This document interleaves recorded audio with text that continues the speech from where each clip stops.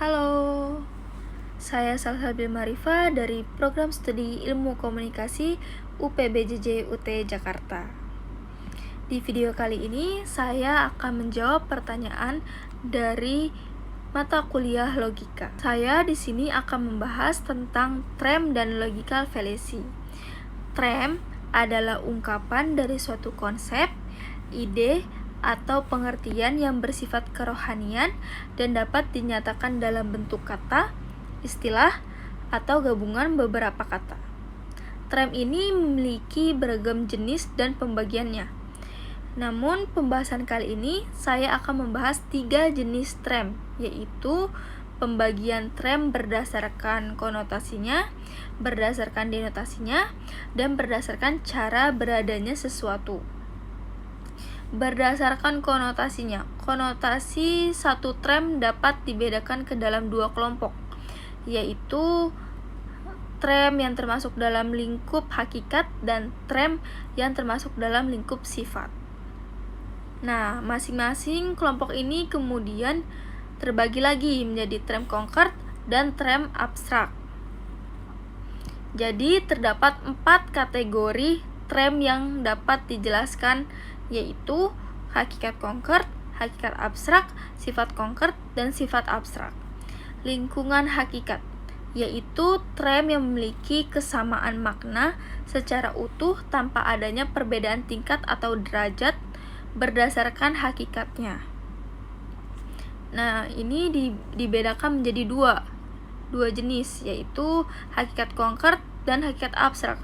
Hakikat konkret ini merujuk pada hal atau kenyataan yang memiliki kualitas tertentu, seperti bentuk, berat, rupa, dan eksistensinya. Contohnya itu manusia atau kera.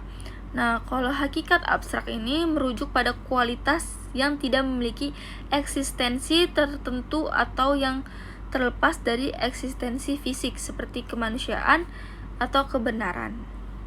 Lingkungan sifat ini trem yang memiliki perbedaan tingkatan dalam maknanya. Trem dalam lingkungan sifat dibagi menjadi 2 jenis, yaitu sifat konkret dan sifat abstrak. Sifat konkret itu menunjukkan pensifatannya suatu kenyataan atau apa saja yang berkualitas dan bereksistensi, contohnya itu berbadan, merah, persegi, dan berindra. Nah, kalau sifat abstrak yaitu menyatakan pensifatannya yang terlepas dari eksistensi tertentu, contohnya itu kerasionalan dan kebijaksanaan. Berdasarkan denotasinya, berdasarkan denotasi trem dapat dibedakan trem yang bersifat umum dan trem khusus. Trem umum ini merujuk pada istilah yang mencakup seluruh hal yang ditunjukkan tanpa ada pengecualian. Kayak universal gitu.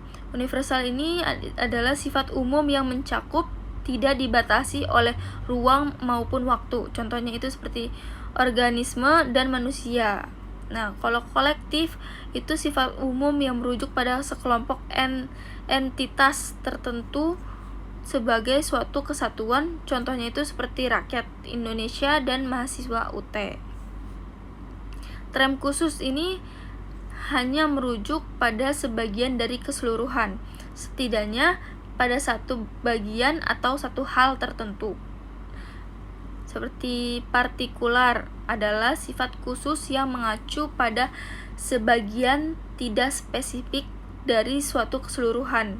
Contohnya itu seperti sebagian manusia dan beberapa pejabat. Sifat ini juga dikenal sebagai khusus eksistensial. Singular ini adalah sifat khusus yang hanya menunjukkan pada suatu hal atau satu entitas tunggal dalam suatu himpunan. Misalnya, Presiden pertama Republik Indonesia gitu. Berdasarkan beradanya sesuatu atau predikamen. Predikamen ini merujukan pada cara keberadaan suatu hal. Trem yang paling umum adalah ada atau yang ada. Istilah ini dapat dibagi menjadi 2 jenis. Ada yang tidak terbatas, ada yang terbatas. Nah, segala sesuatu yang termasuk dalam adanya yang terbatas pasti memiliki unsur hakikat dan sifat. atau dalam istilah filsafat dikenal sebagai substansi dan aksidensia. Substansi ini adalah inti atau hakikat dari sesuatu yang memiliki keberadaan mandiri dan menjadi dasar bagi sifat-sifatnya. Aksidensi ini adalah atribut atau sifat-sifat yang menempel pada substansi yang terdiri dari 9 jenis kuantitas, kualitas, aksi, pasi, relasi, tempat, waktu, posisi, dan keadaannya. Nah, itu dia tadi pembahasan tentang trem dan 3 jenis trem. Selanjutnya, saya akan membahas tentang logical fallacy. Apa sih logical fallacy? Logical fallacy ini atau yang sering disebut itu sesat pikiran, merupakan kesalahan dalam proses bernalar di mana kesimpulan yang diambil tidak sah karena melanggar prinsip-prinsip logika. Kekeliruan ini bisa terjadi karena tahapan penalaran yang tidak tepat atau karena adanya unsur yang menyesatkan dalam pernyataannya, baik secara sengaja maupun tidak, sehingga kesimpulannya menjadi tidak valid. Sesat pikiran atau logical fallacy ini memiliki beragam bentuk dan para ahli logika umumnya mengelompokkannya ke dalam 3 kategori utama, yaitu sesat pikiran formal, sesat pikiran verbal, dan sesat pikiran material. Sifat pikiran formal ini adalah kesalahan dalam penalaran yang disebabkan oleh keliruan dalam bentuk logikanya. Sesat pikiran verbal ini terjadi karena penggunaan kata yang tidak tepat atau makna ganda, sehingga disebut juga kesesatan makna kata.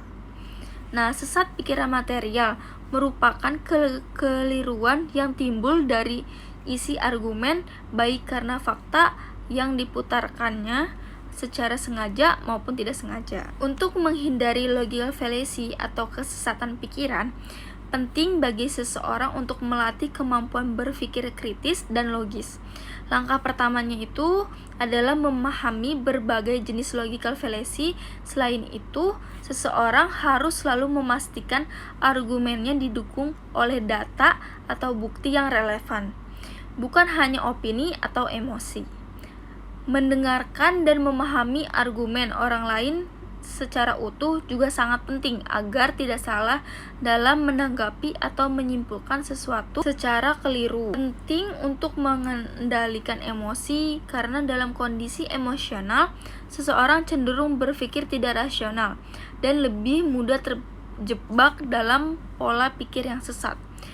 Dengan membiasakan diri berpikir tenang, terbuka, dan berdasarkan logika, kita akan lebih mampu membangun argumen yang kuat dan bebas dari kesesatan logika. Sekian jawaban saya tentang trem dan logical fallacy. Kurang lebihnya mohon maaf. Wassalamualaikum warahmatullahi wabarakatuh. Terima kasih. Bye-bye.